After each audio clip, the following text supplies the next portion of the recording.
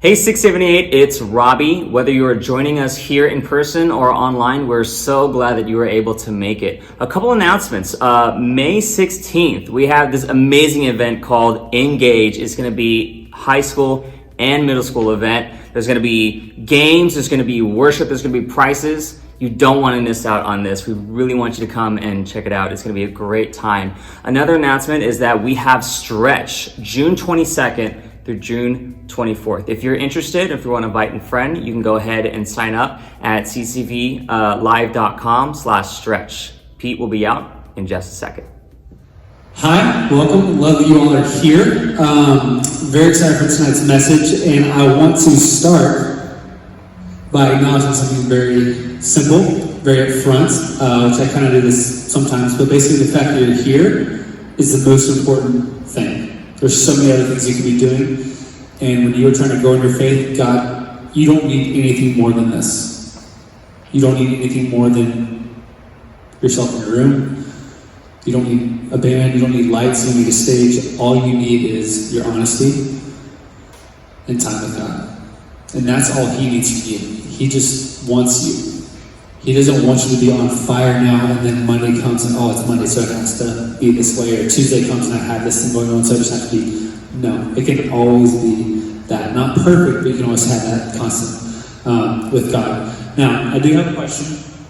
How many of you, when you were younger, you weren't the normal person who just walked down the steps 1 foot at a time? Am I the only one here? Did anybody go down the steps in any sort of creative way?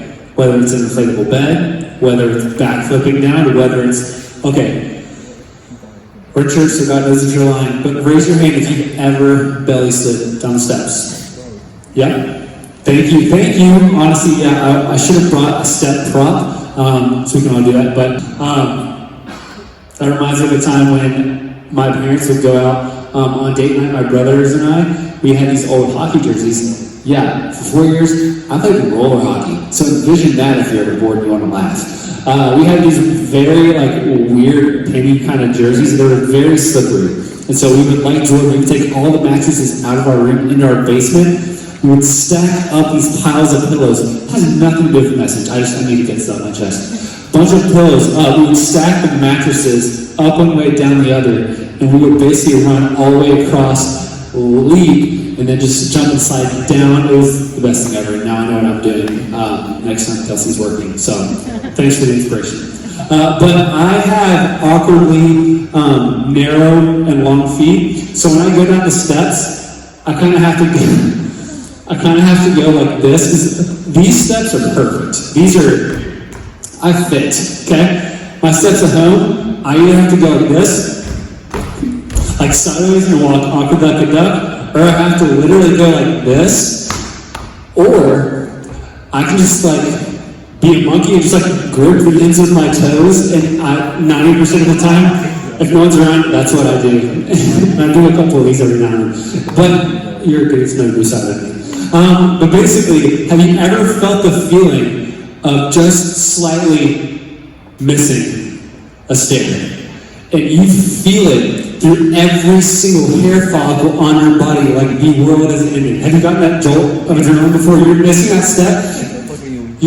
Maybe you're on the bottom step, and you're just you miss it, and you feel that jolt. You automatically have that fear. Well, sometimes I think some of this. Well, not sometimes, but I remember distinctly this past year, Kelsey and I bought a house, and I was walking down. I had a 3-story apartment that I lived on the 3rd floor, and I was carrying these boxes, and I had gotten used to the timing and the distance of each step and the turn. I miscounted. I was holding boxes I couldn't see, and I was walking down the steps blind, and nothing is more scary than that.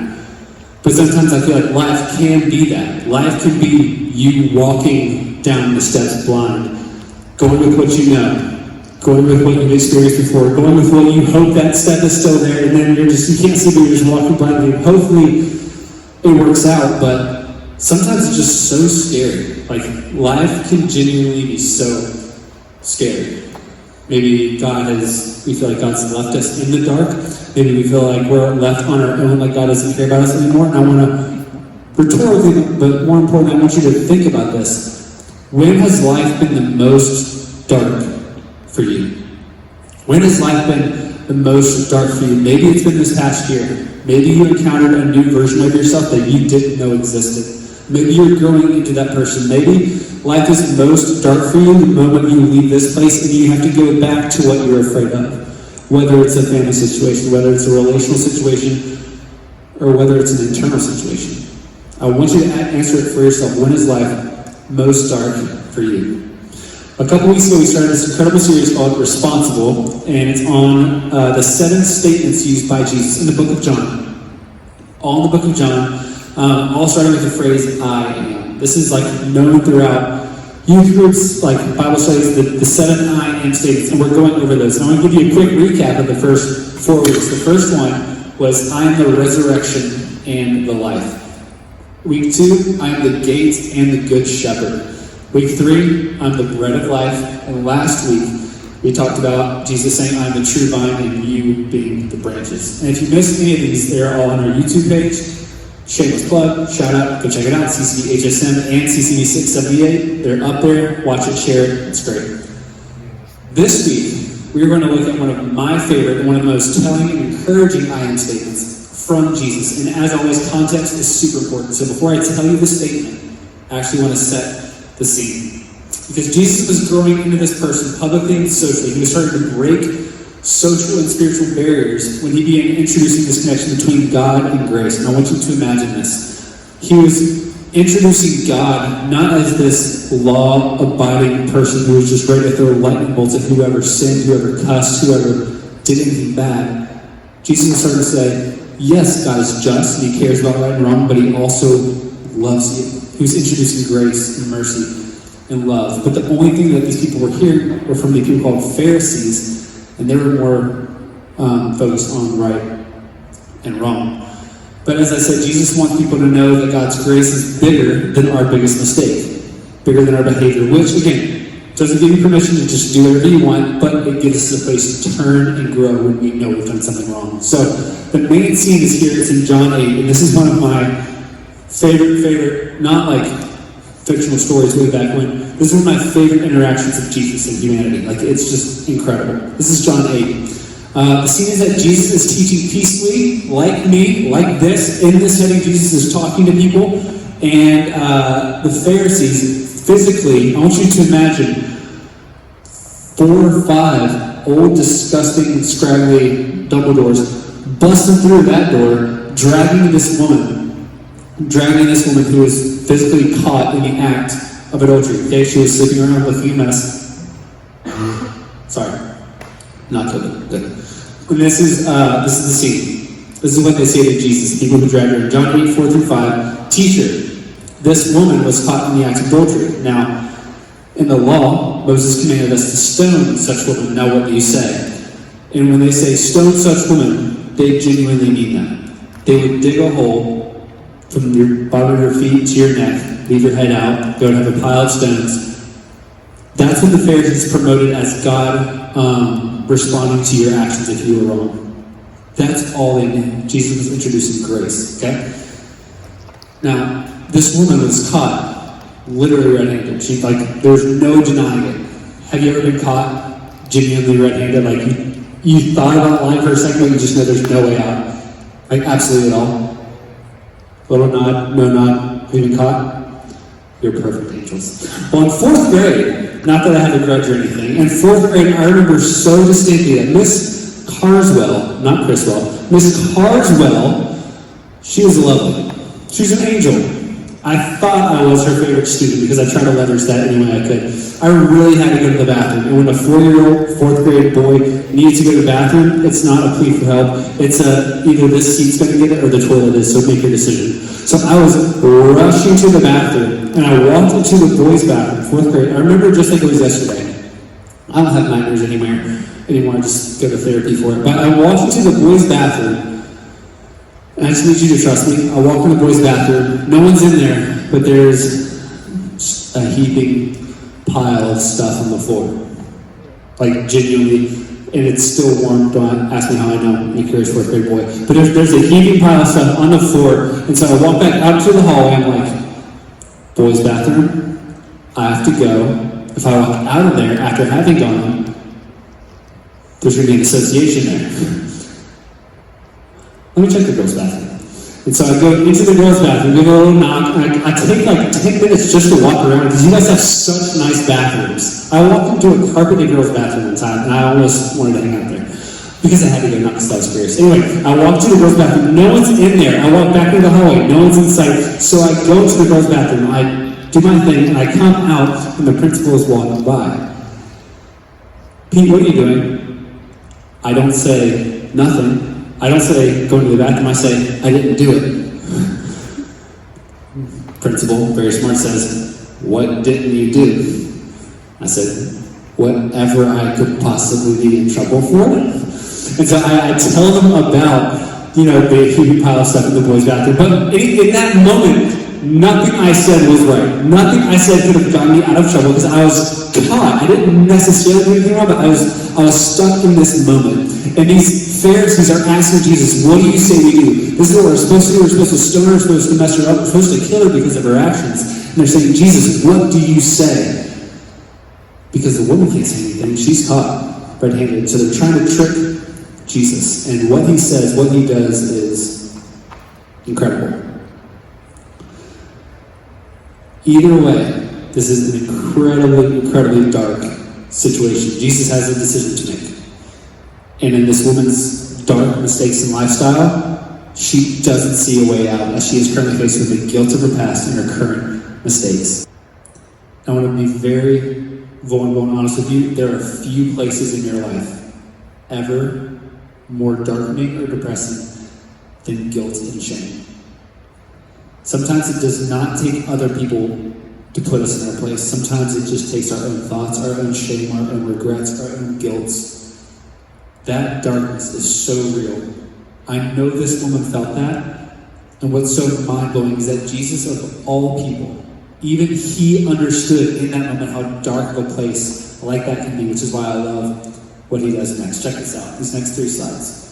Teacher, this woman was caught in the act of adultery. Now, in the law, Moses commands us to stone such women. Now, what do you say? So, Jesus bent down and started to write on the ground with his finger. And when they kept on questioning him, he straightened up and said to them, let any one of you who is without sin be the first to throw a stone at her. Again, he stooped down and he wrote on the ground. And at this, those who heard began to go away one at a time. The older ones first until only Jesus was left. With the woman still standing there, Jesus straightened up and asked her, woman, where are they? Has no one condemned you? No one, sir, she said. Then neither do I condemn you, Jesus declared. Go now and leave your life of sin. And it was after that insane display of grace that as Jesus is standing before more Pharisees and defending who he is and why he does what he does, he says this statement, John 8:12, which I want you to take note of. When Jesus spoke again to the people, he said, I am the light of the world. I am the light of the world. Whoever follows me will never walk in darkness, but will have the light of life. Now this second I am statement, I want you to realize, it's about being the light of the world. It didn't just sound nice or roll off the tongue well. Jesus being the light of the world, it introduced God as someone who could be the light to anyone who felt like they were going through a dark time, anyone who was struggling. And if you're a teenager in 2021, I don't have to ask you if you can relate to that. Jesus brought hope to that woman. He brought life to her life. Jesus brought love and inclusion, something that was completely new to her that she didn't have to fight for. She didn't have to earn it. And when you're truly in a dark place, but you come before Jesus, he can and have and will be that for you. One of my takeaways for you this week, with Jesus being the light of the world, is this. And I want you to think about this. Even in your darkness, whatever that looks like, even in your darkness, you can have direction. Even in your darkness, you can have direction. And I want you to think about that. Just because the lights start to dim, just because situations start to become more difficult, things become more tense, you become more uncertain in your faith, when darkness seems to settle, you can still have direction because you know who is fighting for you, you know who loves you, and you know you can trust him. Even when you don't know what to do or how to approach a situation, Jesus is saying, I'm the light of the world. I love that someone else wrote thousands of years ago, before that in the Bible, it's Psalm 119, 105. It says, your word is a lamp for my feet, a light unto my path. And when you read that, I don't want you to say, okay, that kind of correlates, I can see why you would put that there. The word, like the Bible, the physical word of God, when you look at your screen time on other things, like that's the light, like one, physically, that's the light that's lighting up your room, probably when it's so late at night, that's how you're scrolling. But when you're reading the Bible, that it's saying it is the light on my path. Your word is a lamp on my feet. It is literally God's nature to guide you every step of the way. To guide you, to be there for you, to show you the way. I'll never forget when I was in college, I graduated with a ministry degree, sort of worked out, but no one was hiring. No one was hiring. PA had never sounded any more tempting than it does today. I didn't know what I wanted to do, where I wanted to go. And so I called my buddy David, and I just started like full, I'm like, who do you know? Give me my resume. Do you need a roommate? Like, let's do something. I was freaking about my future, and I didn't know what was going on. Now, the thing about going to school in Tennessee is that when I was in Milligan, it was a 3-hour drive from my house to Milligan, and we had to go through Boone, North Carolina. Boone is a very windy road. It's beautiful, beautiful mountains. But you physically cannot go faster than 42 miles an hour until your 4-wheel car goes on 2 and you're just a little too close to the edge. But you're on mountains and you're loving the scenery. And I was calling my friend at night, and I'm complaining to him, I'm asking him, what do I do? And all he asked me was, how bright are your headlights? I'm like, what? Are you on crack right now? Are you listening to me? What are you talking about? He said, I know the route you're going. I know where you're driving. How bright are your headlights? I'm like, they're like 50, 75 feet. Ace Hardware. Do you want the model number? And he went into explaining to me that the headlights that I'm currently using for my car in my situation will not help me 2 miles down the road. They will not help me a mile down the road, 500 yards. 400 yards, 300 yards. I only need my headlights at night for the next 150 feet or so. I just need it for the next turn, for the next turn, for the next turn. And when you're in an incredibly dark, uncertain situation, fear can come, stress can come, uncertainty can weigh you down if you let it. Or you can trust God's word being a light and a lamp to your feet and know that you have the next step. Maybe not the next mile, the next major decision, but you have the next step where God can lead you. It is in His nature to lead you, to guide you, and to love you. And what I love so much about the Bible and about who Jesus is that in another book, after Jesus performs this incredible act of grace, and He says, I'm the light of the world, I'm the light of the world, put up Matthew 5:14, He looks at the people and He says, you are the light of the world. You are the light of the world. Jesus is all. If you remember the vine and the branches talk last week, what did Jesus say? I'm the vine, God's the gardener. I'm the vine, God's the gardener. I'm the vine, you're the branches. I'm the light of the world, I'm the light of the world, you're the light of the world. Jesus is physically, literally, metaphorically translating this relationship for us, showing us the connection, showing us how intimate it was meant to be, and how, if we give Jesus 30 seconds of our day, we will have that amount of percentage of hope in Him. But if you let Him be the feet that you actually focus on, if you give Him the time of your heart and your soul and you actually dedicate it to Him, darkness and uncertainty will come, but the peace that you have to walk through those next steps are like nothing else. And that's what He wants you to understand about the relationship that you can have with Him, that He wants for you. Carly and Robbie are going to come sing a song about that, about who Jesus is to and for you. And again, if there's anything I could say is, I don't want this to sound nice. I want this to sound like something you can trust in and hope in and genuinely take that next step in when it comes to Jesus being the light of your world. Let's pray.